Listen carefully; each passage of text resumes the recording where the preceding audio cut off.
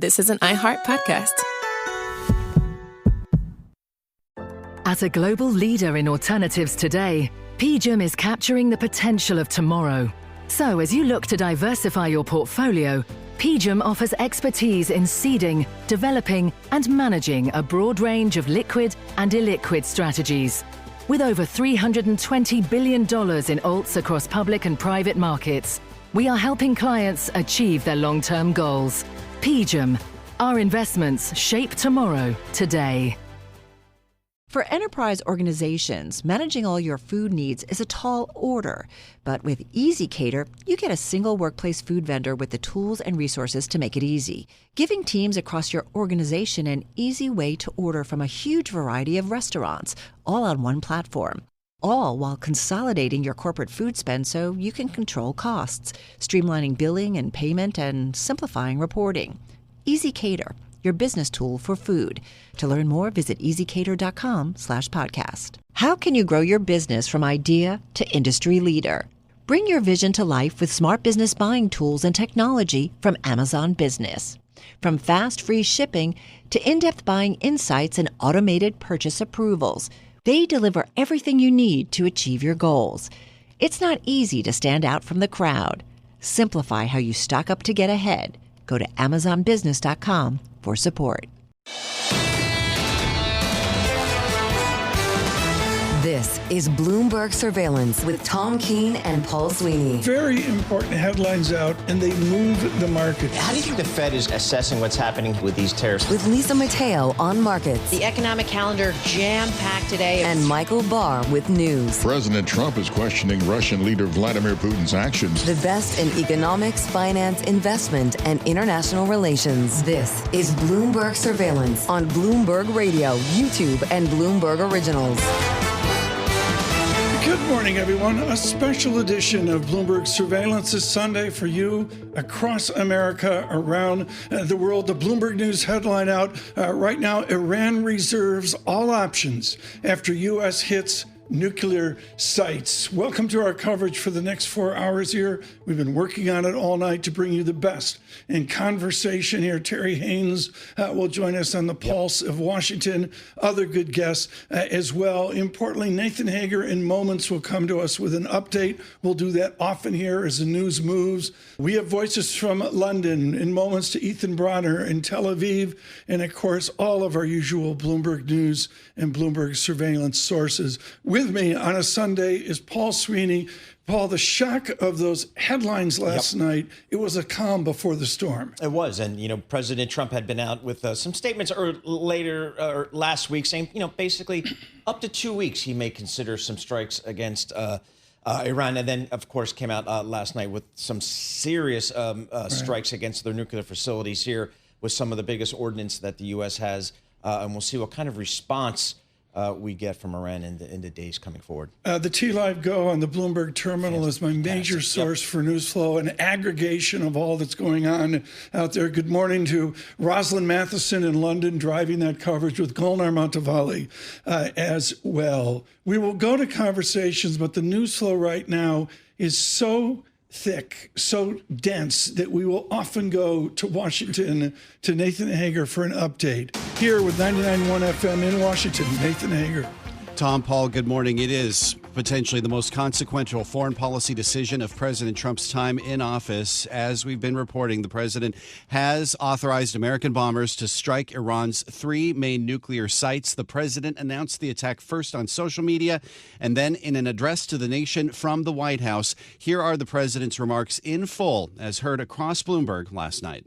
A short time ago, the U.S. military carried out massive precision strikes on the 3 key nuclear facilities in the Iranian regime: Fordow, Natanz, and Isfahan. Everybody heard those names for years as they built this horribly destructive enterprise. Our objective was the destruction of Iran's nuclear enrichment capacity and a stop to the nuclear threat posed by the world's #1 state sponsor of terror. Tonight, I can report to the world that the strikes were a spectacular military success. Iran's key nuclear enrichment facilities have been completely and totally obliterated. Iran, the bully of the Middle East, must now make peace. If they do not, future attacks will be far greater and a lot easier. For 40 years, Iran has been saying death to America, death to Israel. They have been killing our people, blowing off their arms, blowing off their legs with roadside bombs. That was their specialty. We lost over 1,000 people, and hundreds of thousands throughout the Middle East and around the world have died as a direct result of their hate. In particular, so many were killed by their general, Qasem Soleimani. I decided a long time ago that I would not let this happen. It will not continue. I want to thank and congratulate Prime Minister Bibi Netanyahu. We worked as a team like perhaps no team has ever worked before. And we've gone a long way to erasing this horrible threat to Israel. I want to thank the Israeli military for the wonderful job they've done. And most importantly, I want to congratulate the great American patriots who flew those magnificent machines tonight, and all of the United States military on an operation the likes of which the world has not seen in many, many decades. Hopefully, we will no longer need their services in this capacity. I hope that's so. I also want to congratulate the chairman of the Joint Chiefs of Staff, General Dan Raisin-Kane, spectacular general, and all of the brilliant military minds involved in this attack. With all of that being said, this cannot continue. There will be either peace or there will be tragedy for Iran far greater than we have witnessed over the last 8 days. Remember, there are many targets left. Tonight's was the most difficult of them all, by far, and perhaps the most lethal. But if peace does not come quickly, we will go after those other targets with precision, speed, and skill. Most of them can be taken out in a matter of minutes. There's no military in the world that could have done what we did tonight, not even close. There has never been a military that could do what took place just a little while ago. Tomorrow, General Kane, Secretary of Defense, Pete Hegseth will have a press conference at 8 a.m. at the Pentagon. And I want to just thank everybody, and in particular, God. I want to just say we love you, God, and we love our great military. Protect them. God bless the Middle East. God bless Israel. And God bless America. Thank you very much. And that was President Trump speaking from the White House last night alongside Vice President J.D. Vance, Secretary of State Marco Rubio, and Defense Secretary Pete Hegseth, as we get more of a sense of what was carried out in the overnight hours. The New York Times is reporting that 6 B-2 bombers dropped a dozen bunker buster bombs on Iran's underground nuclear site in Fordow. The same weapons, the Times is reporting, were dropped on Natanz. Cruise missiles were fired at Natanz and the third site at Isfahan as well. The Associated Press says this morning that satellite images do show damage to the entries at Fordow and the surrounding mountainside. And now the U.S. intelligence community had recently assessed that Iran was not committed to developing a nuclear weapon. And, of course, President Trump just days ago had said he would give Iran within 2 weeks before he made a decision to carry out that strike. But the president had said he did not believe the intelligence community's advice. This morning, Iran is vowing to respond. There have been sirens and explosions heard across Israel this morning as the Israeli military says Iran has fired more missiles at Israel overnight. Meantime, the Times is reporting that Iran's medium-range missile stockpile is depleted. Iran's foreign minister, Abbas Araghchi, says the door to diplomacy is no longer open. He plans to travel to Moscow today to meet with Russian President Vladimir Putin. I'm Nathan Hager in Washington. Tom and Paul, back to you. Nathan, thank you so much. We'll be hearing from Mr. Hager often here across our 4 hours this morning. Again, we're 50 minutes or so away from an important briefing by the Secretary of Defense and I believe the Chairman of the Joint Chiefs of Staff. It is 2:10 p.m. in Tel Aviv, a changed Israel. We are advantaged by Ethan Bronner with us, leading all of our coverage out of the Middle East from Tel Aviv. Ethan, thank you so much for joining us here on an exceptional Sunday. How is Israel changed this morning?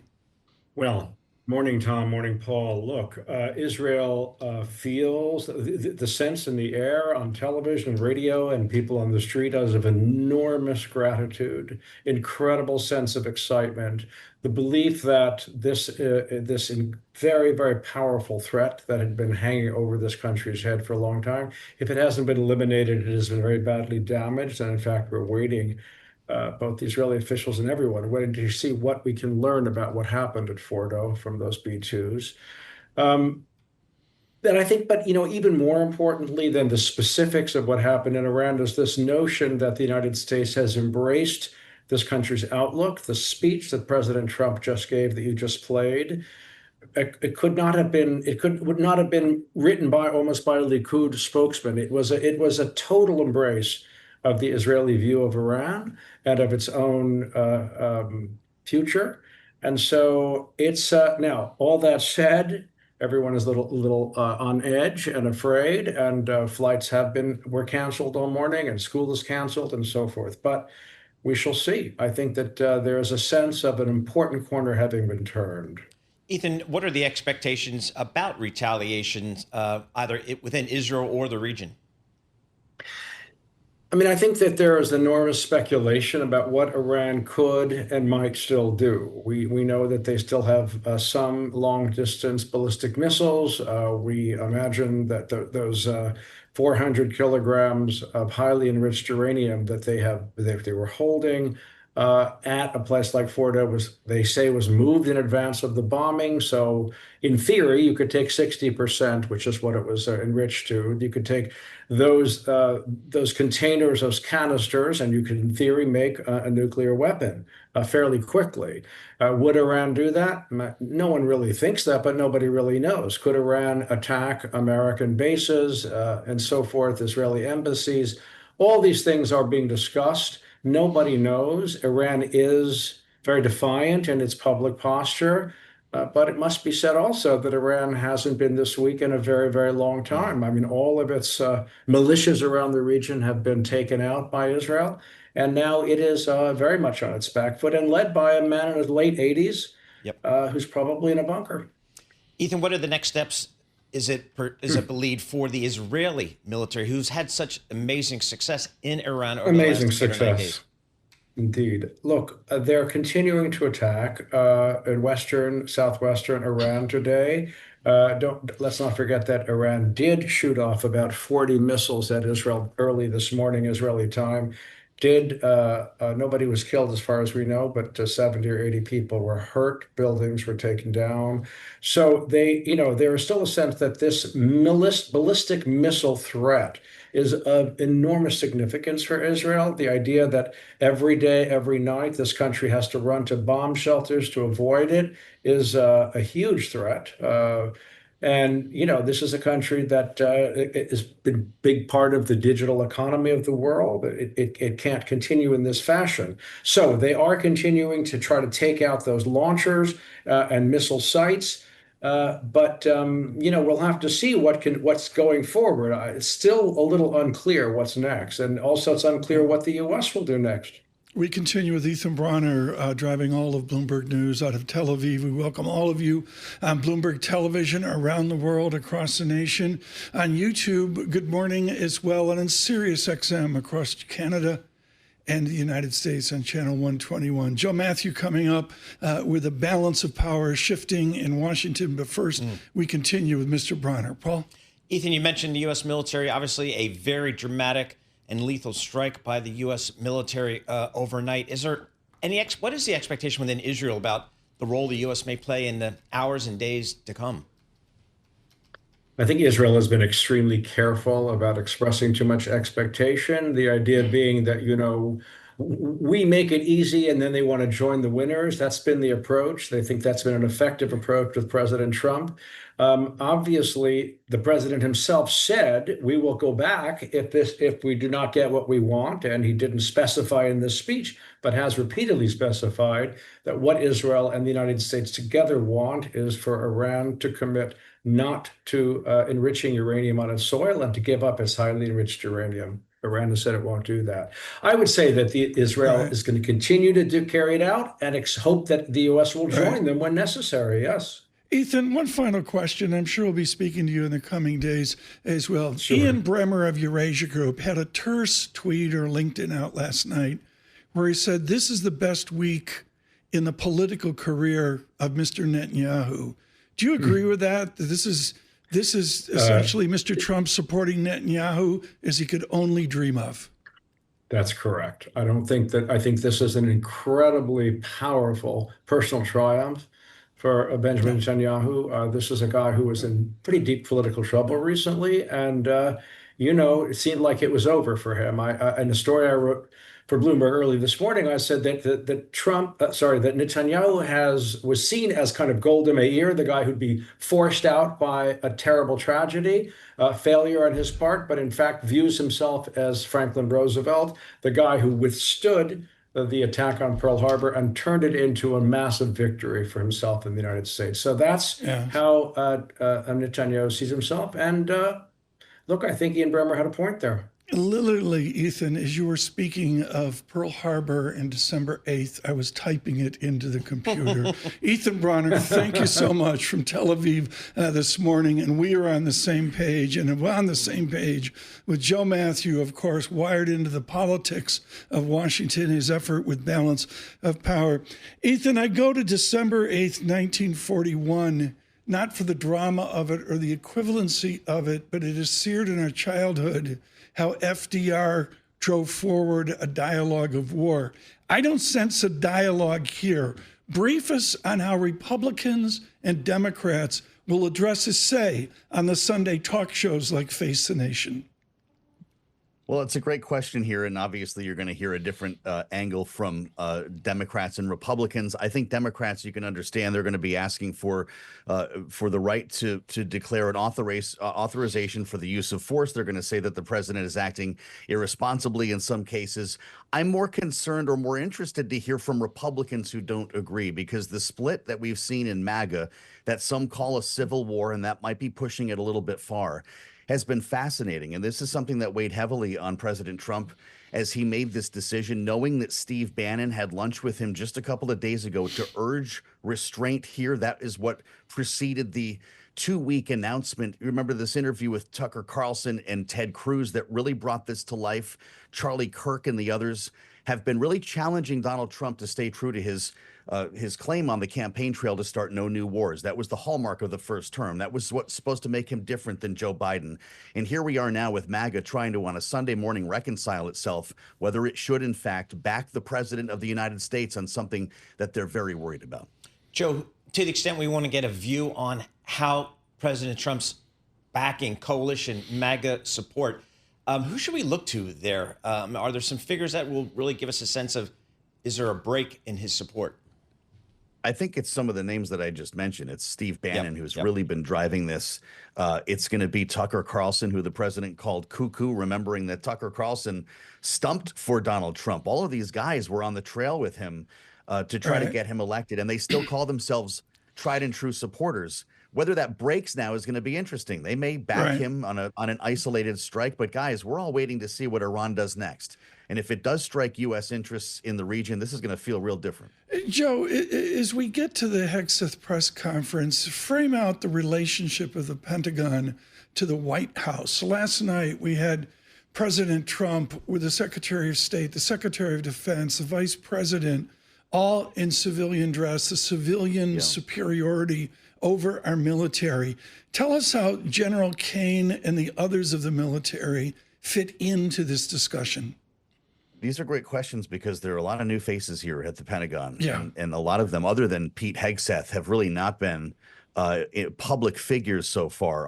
Our reporting, my reporting, would suggest that it's in fact not Pete Hegseth we should be watching, but Steve Feinberg, the Deputy Defense Secretary, who has been knee-deep in this, working directly with the White House, crossing the Potomac to make that connection, while Pete Hegseth deals with a lot of hearings and a lot of other issues that have put him somewhat on the outs with President Trump. They did stand side by side. We should note Hegseth and Trump in the cross hallway at the White House last night, and Hegseth is going to hold forth in this news conference. He'll be the face of this publicly. Behind the scenes, it's Feinberg working with the White House. to a great degree, which is really something that feels unusual at a time of war. But with your expertise on this, Joe Matthew, I mean, the fact is Stephen Andrew Feinberg is a major Republican donor. We in the Bloomberg world folks know him all with his work at Cerberus, acclaimed tennis player at Princeton, et cetera, et cetera. What is his competency here within the Pentagon? Listen, that's not a question that I can probably answer, and we have a great team covering the Pentagon on that front. He hasn't been on the job for that long. Whether he has real military chops is another matter, and the same goes for a chairman of a Joint Chiefs who's got great experience on the battlefield, but is actually pretty new to this job, remembering that Donald Trump wanted to clean house, and Pete Hegseth did as well. All of this remains to be seen on, really, frankly, what's the next move? We can't underscore the importance of what just happened, but this is not the end of something. It's the start of something. When we start considering the needs of force protection in places throughout the Middle East, like Saudi Arabia, like even in Iraq and Syria, where we have thousands of U.S. troops, the UAE, for instance, could all be within the reach of Iran right now. And politically speaking, you know, how far does Congress let this go without, in fact, an authorization for the use of force? That's going to be a big question in the weeks ahead, because this is not likely to be something that stops tomorrow. Joe, what do we expect from the Democrats here? There's some reporting that they were not even briefed on this operation here. Yeah. What's the expectation? It's not going to help the conversation, like Tom said, coming up after we're done here when we turn to the Sunday morning shows here on Bloomberg. They were already concerned about this. They were already calling out Donald Trump for preparing a strike like this now that he's done it, and they weren't in the loop. That goes for a lot of things around here. We've got a reconciliation process that they're not involved in as well. So it's a familiar feeling for Democrats, but when it comes to national security, it has a bit of a different tinge. Joe Matthew, thank you so much. With Balance of Power, who will be with us through the show this morning. Joe Matthew in Washington. If this government spending in defense goes towards things like R&D that have dual use civilian purposes, you could get spillovers that actually end up enhancing productivity in Europe and so have a more long-lasting impact on growth. To learn more about the intersection of national security and global trade, subscribe to PGIM's The Outthinking Investor in your favorite podcast app. For enterprise organizations, managing all your food needs is a tall order. But with EasyCater, you get a single workplace food vendor with the tools and resources to make it easy, giving teams across your organization an easy way to order from a huge variety of restaurants, all on one platform. All while consolidating your corporate food spend so you can control costs, streamlining billing and payment, and simplifying reporting. EasyCater, your business tool for food. To learn more, visit easycater.com/podcast. In today's changing job market, finding and retaining top talent is more challenging than ever. But with Express Employment Professionals, you can streamline your hiring process and save both time and money. Did you know that 92% of U.S. hiring decision-makers expect to face challenges finding qualified candidates this year? The costs of recruiting, advertising, interviewing, and onboarding can add up quickly. But Express has the solution. Go to expresspros.com today. Ready to hire differently? Whether you need contract workers or your next core team member, contact Express Employment Professionals. Express leverages advanced technology and a streamlined hiring process to reduce your recruitment costs. From efficient job postings to customized candidate screening, Express makes hiring easier and more cost-effective. With more than 870 offices, you have a local team ready to help manage your workforce. Go to expresspros.com to find a location near you. We say good morning to you on Bloomberg Television and Bloomberg Radio worldwide. A special good morning to 99.1 FM in Washington. There will be a briefing here in 40 minutes scheduled by the Secretary of Defense and the Chairman of the Joint Chiefs of Staff. We'll see who else shows up for that briefing. We welcome all of you around the world, particularly on YouTube, where you may subscribe to Bloomberg podcasts growing each and every day. With the news flow this morning, and thank you, Rosalind Matheson and Top Live Go, TLIV Go on the Bloomberg Terminal worldwide. We need a briefing every 20 minutes. In Washington, Nathan Hager. Tom, Paul, it is a wider war in the Middle East this morning. Last night, President Donald Trump said American bombers had completely and totally obliterated Iran's three main underground nuclear sites at Fordow, Natanz, and Isfahan. In an address to the nation from the White House, the president said there will be far greater attacks if Iran does not make peace. This morning, the Associated Press says satellite images show damage to the entries and surrounding mountainside at Fordow. The UN's nuclear watchdog had warned against an attack like this because of the risk of radiation leaks. But right now, the International Atomic Energy Agency says there is no sign of increase in off-site radiation levels. And Iran's Red Crescent says there were no deaths from last night's attacks. This morning, Israeli Prime Minister Benjamin Netanyahu says the strike was done in full coordination with his country.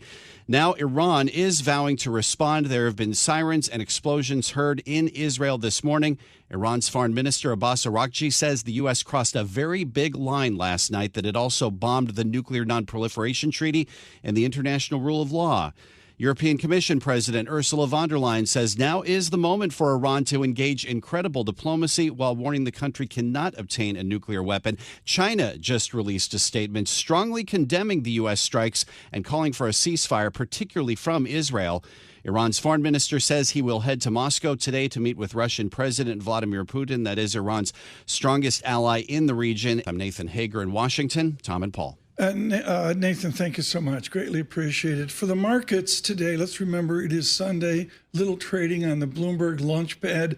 There is one thing trading. And Paul, I'm frankly surprised Bitcoin is down so little as a thermometer, a global thermometer of the moment. Yep. It really isn't declined all that much off the shock of this geopolitics. And Tom, Dan Curtis from Bloomberg Television out of London, some really good, helpful news here. Just to keep us up to date, oil will begin trading 6 p.m.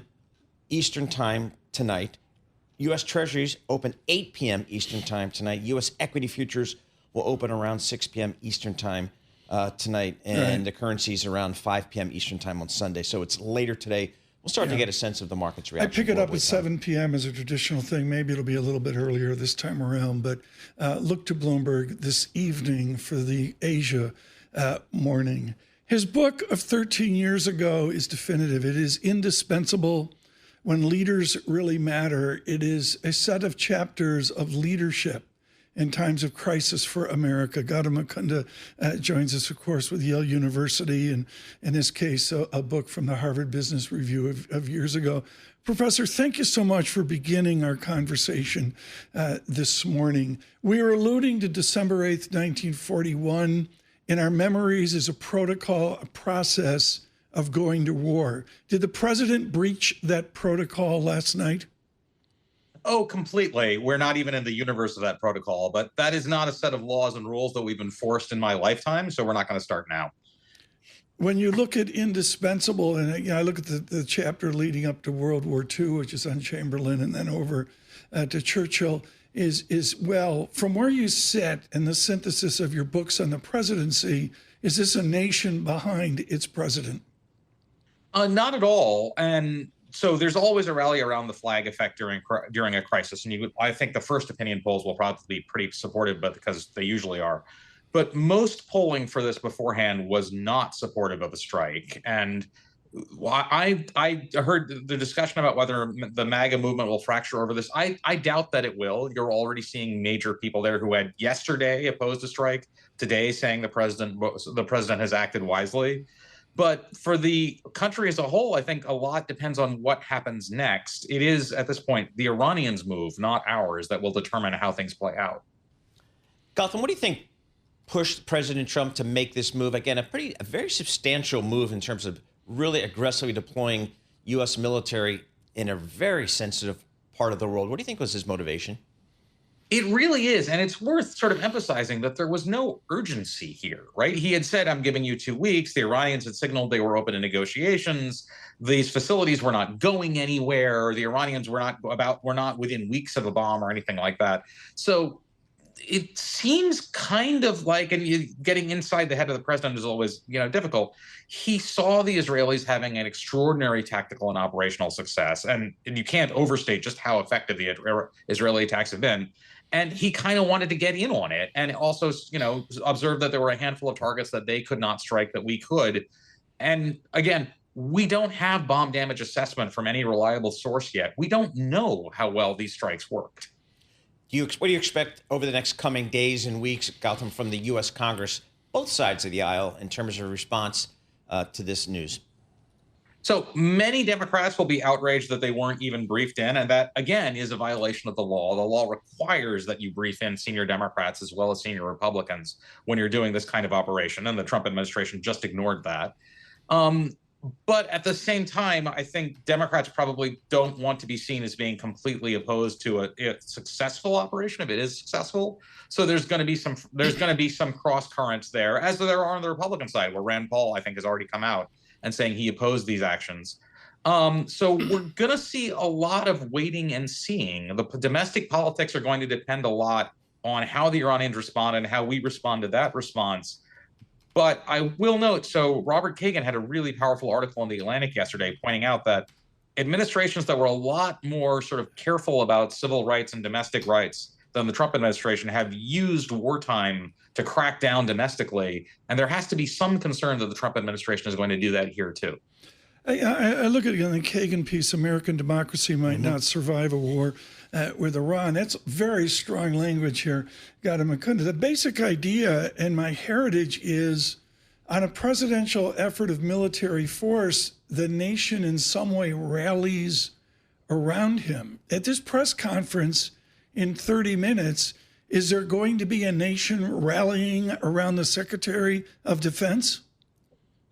I'm sure there will be some, but this administration has done everything possible to counter that. I mean, you even have them releasing photographs of him in the Situation Room wearing a campaign hat, during a military strike. It's just impossible to imagine any previous president doing that, both out of, you shouldn't, but also just because if you do want the country to rally to you, you should give some signs that you respect and value half the country.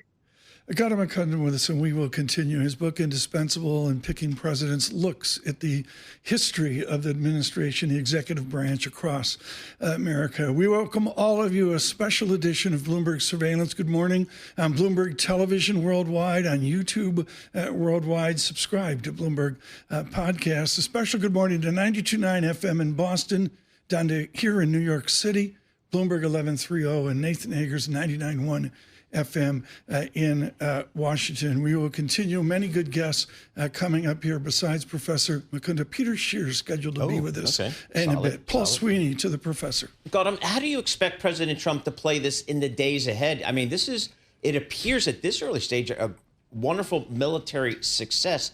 Do you expect him to play this up or to try to just move forward and not, expose any potential rifts in his support? I think he will continue to play as success. But, Paul, I'm just going to emphasize, we don't know if this was a success yet. Let's just, go down the list, right? We don't know where the uranium hexafluoride is. So we just don't know, right? Like, is it buried under Fordow? Is it in Natanz? Is it in Isfahan? The IAEA has said that they've just lost track of it. And at 60%, that uranium is quite close to being ready to be weaponized. So if, just hypothetically speaking, if we damaged but did not knock out Fordow, they likely will have enough centrifuges there that if they choose to make a sprint to a bomb, they might be able to do it relatively quickly. If we completely destroyed Fordow, then it's a different situation. But we don't know yet. So it's very early to be announcing that we have complete success here.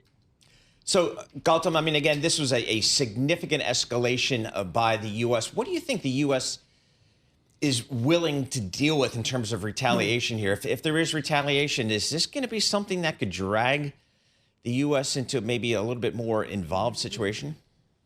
I think that's the fear on everybody's part, including, I'm sure, the administration, which does not want that. The Iranians there are at least some reports that the Iranians have already started GPS jamming ships in the Straits of Hormuz. If they really wanted to escalate, blocking the straits would be a way they could do that. And that's probably still within their military capabilities, since they can use mines instead of other things to do that. But that would have consequences, right? On the world price of oil, the Chinese would probably be very unhappy if they did that. So they may not choose to take that step. That means that more like attack on U.S. forces in the Gulf, in the Gulf area, attack on American embassies, things like that. And then I just sort of events have a momentum all of their own in which they could do that. And if Americans die in Iranian retaliation, then there's going to be pressure on the president to respond once again. Professor, one final question. And I guess I go from Clash of Civilizations, a thought from the Charles River up in Boston years ago, the Clash of Civilizations, over to Ian Bremmer, Eurasia Groups, every nation for themselves. Wow, have we set up a change of our foreign policy? Secretary Rubio symbolizes that for the nation. What is the foreign policy coming out of state? It's not clear that foreign policy is coming out of state because, I mean, apart from all the hats that Secretary Rubio is wearing, we keep seeing Trump make statements that conflict with his. If I were in state, what I would be really worried about is the signal we just sent is the way you make sure that the United States does not attack you is to already have nuclear weapons, right? The North Koreans demonstrated that, the Iranians who didn't have them were vulnerable. There have to be quite a few countries in the world that are looking at this and saying, well, the non-proliferation regime is over because the Iranians were signaling that they would negotiate and we struck anyways. And so they've got to be thinking that given what's happened, the right thing for them to do is make a sprint to acquire nuclear weapons as fast as possible. Gautam, thank you so much. Really appreciate it this morning. Professor Yale University, Gautam Mukunda, with his really incredible books on the presidency of the nation. Paul, I think the questions here into this press conference is actually where is policy coming from? And I remember Bush the younger, there was a surprise while they're making decisions at the White House. I'm unsure of this statement, Paul Sweeney. Can we say all decisions are coming from the White House? Maybe that is so. Yeah, it certainly seems like it, not just in military situations, but on pretty much all policy seems to emanate from the White House. And that's the way the president is comfortable managing his administration. For enterprise organizations, managing all your food needs is a tall order.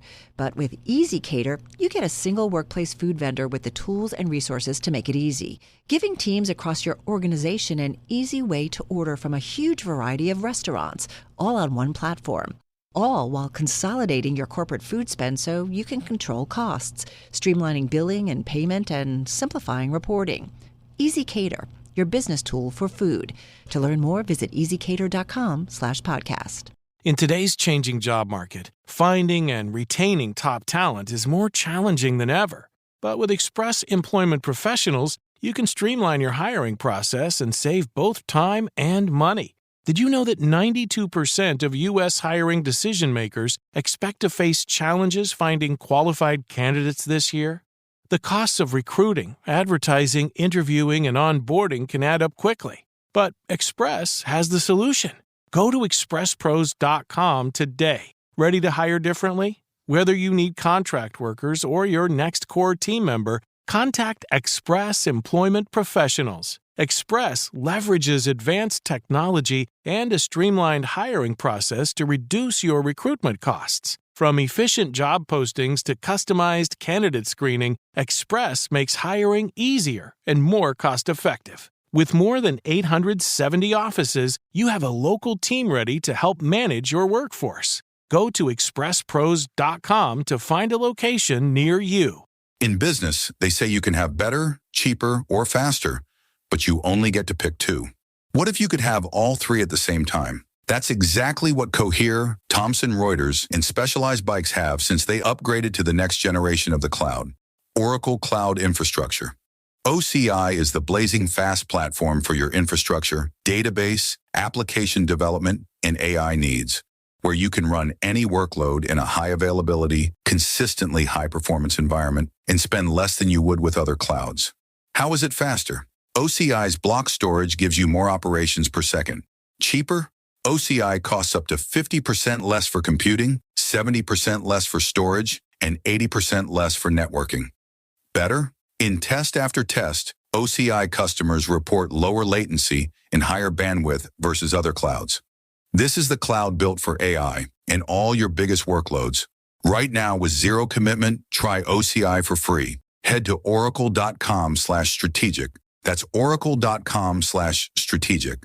of extraordinary ability with his tours of duty at Reuters and Jerusalem Post. Dan Williams has provided really granular coverage for Israel and the Levant for all of Bloomberg News, and he joins us now from Jerusalem. Dan Williams, thank you for taking time in your afternoon on our Sunday morning here in New York.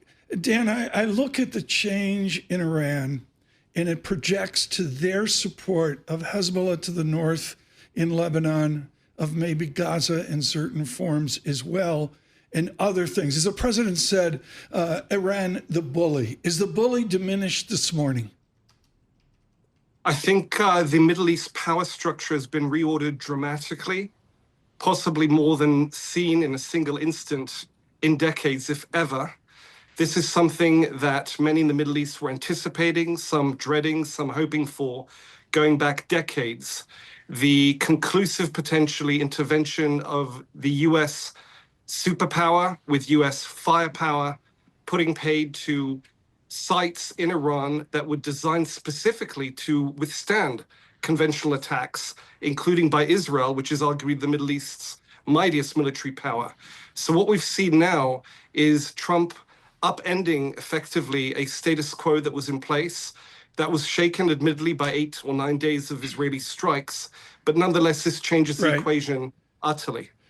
Dan, it's so important you bring this up, and this goes back to October of 1981. Paul Sweeney brought this up earlier. Dan Williams is framed around the sea change of the War of 1967, seared in a memory of a certain vintage as the assassination of Anwar Sadat. Is all of Israeli leadership, and maybe even Western leadership, are they at risk this morning because of this bombing last night? That's an extraordinarily good question. It's very acute. It would seem that you're referring mainly to the prospects of upheaval within Iran against the Iranian leadership. Is that what you're referring to? I'll go there as well. I mean, it can go both ways. It can be threats to the Iranian leadership, including the Ayatollah, or the other way, as we saw with Rabin and with Sadat decades ago. Which, is that where we are this morning, where everyone's at risk? I wouldn't say the Israeli leadership is at any risk. Indeed, there was an assassination of Prime Minister Rabin exactly 3 decades ago. That was over risk-taking and peacemaking with the Palestinians. If anything, the current leadership, specifically the Prime Minister Netanyahu, despite his very significant dip in popularity over judicial reform efforts 2 years ago, over the disastrous October 7th attack of Hamas, which begun this war, I think you're going to see his popularity increase with this, including critics. And we've seen this already, the opposition leader rallying to him, regular critics in the Israeli media admitting that this war, the way he conducted it, and in fact, the way he conducted contacts with President Trump, such that President Trump decided to intervene, that all works in Netanyahu's favor. I think he has as solid a position as he had in recent memory in Israel. As for Iran, there's been much speculation that this situation could effectuate a regime change. I think we should be cautious about predicting that, if only because under threat of external action or under external attack, people tend to rally to their flag, even if in quieter times they were less likely to do so, even if in quieter times they're unhappy with a government, with a regime that rules over them. However, it's quite possible that in the long run, with this Iranian regime having seen its prestige dented, having been humiliated like this, having seen its military might, which provided it with a degree of domestic clout as well, so blunted by the combined force of Israel and the United States. Right. Once that dust settles, we could actually see some serious change in the internal dynamics of Iran. Yes. Dan, what do you think the next steps are for Israel here? I mean, it feels like maybe we're waiting to see what Iran does, but that's not. Israel doesn't tend to wait and see what people do. They tend to act. What do you believe the next days will hold for Israel? Well, indeed, a couple things happened within short order of the world learning of these attacks ordered by Trump on these 3 sites in Iran, these 3 nuclear sites.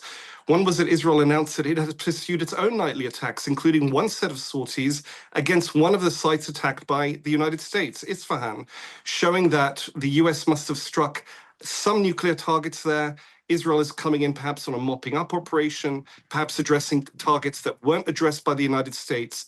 As far as Israel is concerned, the work continues. There was also a missile and UAV salvo by Iran against Israel, quite a bit of damage, 6 a.m., pretty much the entire country going down to shelters. That would seem par for the course. The big question is, was that all? Was Iran basically ticking a box in terms of its retaliation? Keep in mind, it has yet to retaliate, to my knowledge, against the United States. Perhaps it sees Israel as a US proxy, and that's a safer retaliation option, especially if it's a one-off. If indeed it is a one-off, I think what we're going to see now is very, very, very careful consideration on the part of the Iranian leadership, whether they should do an entire review of their position, whether they should capitulate on their nuclear program, submit to US and Israeli, by extension, demands regarding uranium enrichment, and in doing so, preserve themselves.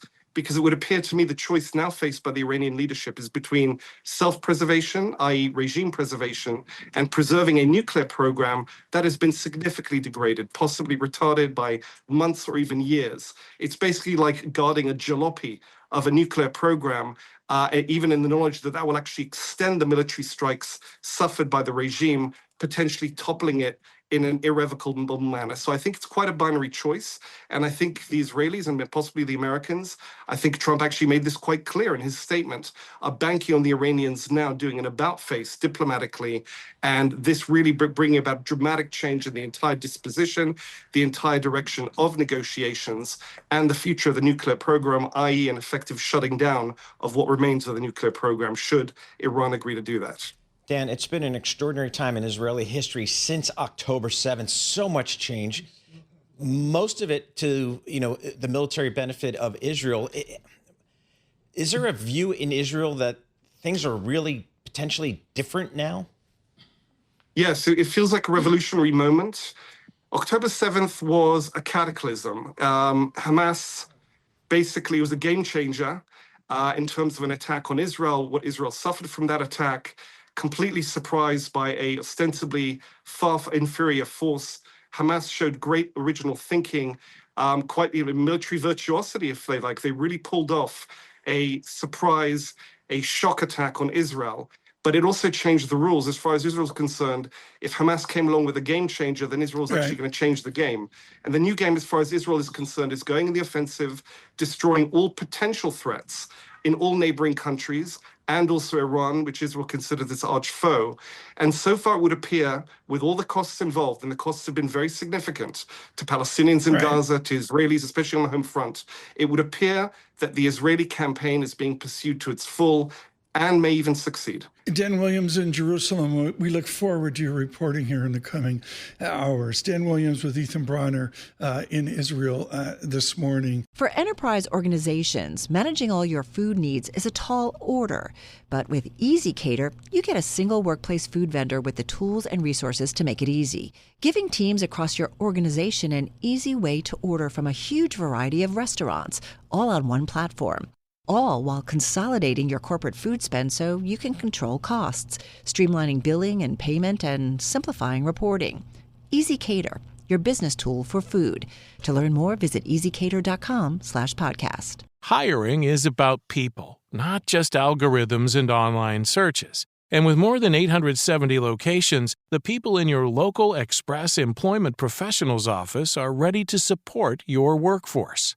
Visit expresspros.com. Whether you need contract workers to keep up with changing demands or your next full-time team member, Express has a network of candidates ready to work. Go to expresspros.com to find a location near you. As a contractor, I don't pay for materials I don't use. So why would I pay for stuff I don't need in my mobile plan? That's why the new MyBiz plan from Verizon Business is so perfect. Now I can choose exactly what I want, and I only pay for what I need. Right now, with MyBiz plan, get our best price, as low as $25 a line. Visit Verizon.com/business to get started today. New lines only. Price per month with 5+ lines. Includes autopay and paper-free billing and promotional discount. Taxes, fees, economic adjustment charge. Applicable add-ons, prices, and terms apply. Guarantee applies to base monthly rate and stated discounts only. Add-on prices additional. Offers in June 30th, 2025. This is an iHeart podcast.